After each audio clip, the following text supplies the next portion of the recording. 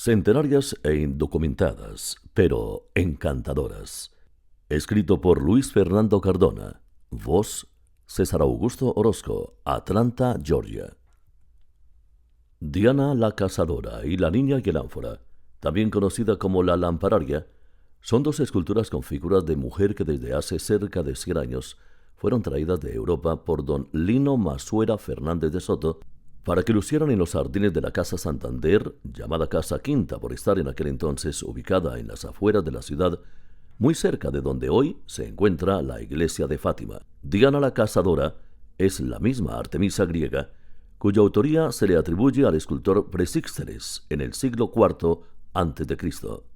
Su procedencia motivó la curiosidad de muchos peregrinos, hasta cuando dos damas de nuestra sociedad absolvieron el acertijo hace ya 12 años, como se evidencia en una publicación del diario La Tarde de aquel entonces, La Tarde 27 de noviembre de 2011, página 13. Las señoras María Elena y Alicia Hoyos Masuera pusieron en manos del historiador Víctor Zuluaga las evidencias que confirman irrefutablemente su procedencia, tanto la imponente fachada como sus jardines e interiores que ellas conservaban en su álbum familiar. Hoy ambas esculturas están a la vista de todos en el extremo occidental del Parque Olaya Herrera, al pie de la estación del cable aéreo. Pero lo que casi todos ignoran es que fueron vendidas a la Sociedad de Mejoras Públicas de Pereira por el hijo de don Lino, Víctor Masuera, cuando su padre enviudó y se marchó a vivir a Manizales. La Casa Santander era un palacete estilo republicano, con unos jardines muy parecidos a los de Versalles, escaleras en caracol, rejas de hierro, piso de baldosa, grandes salones interiores con barandas hechas de macana.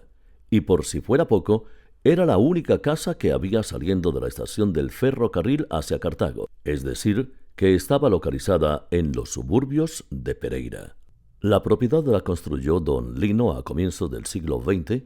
y todo el amoblamiento lo trajo de Europa.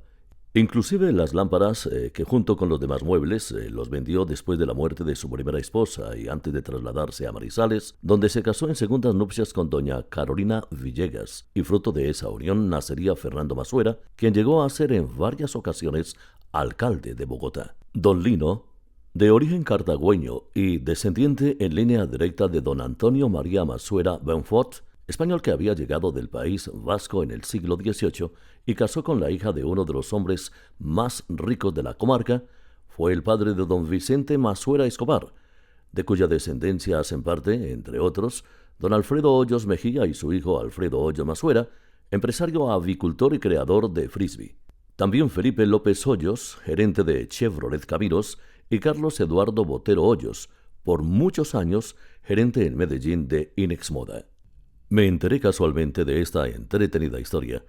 por una amable invitación que me hiciera María Elena Murillo, quien está dedicada a hurgar la genealogía de la sociedad pereirana y con quien me dirigí al apartamento de la otra María Elena Hoyos Masuera, la hermana del fallecido don Alfredo, quien tuvo la disposición y generosidad de compartirnos sus recuerdos y enseñarnos su álbum familiar, no sin antes hacerme portador de una petición a las autoridades municipales que, por favor, al pie de las dos esculturas resuman la historia de cómo y cuándo llegaron a Pereira y, por supuesto, que se mencione a su antepasado, don Lino Masuera, un hombre de mundo que construyó en la ciudad un pedazo de la París de comienzos del siglo XX, en cuya entrada lucían las dos dianas que hoy se observan en el Parque Olaya. Escrito por Luis Fernando Cardona. Voz César Augusto Orozco, Atlanta, Georgia.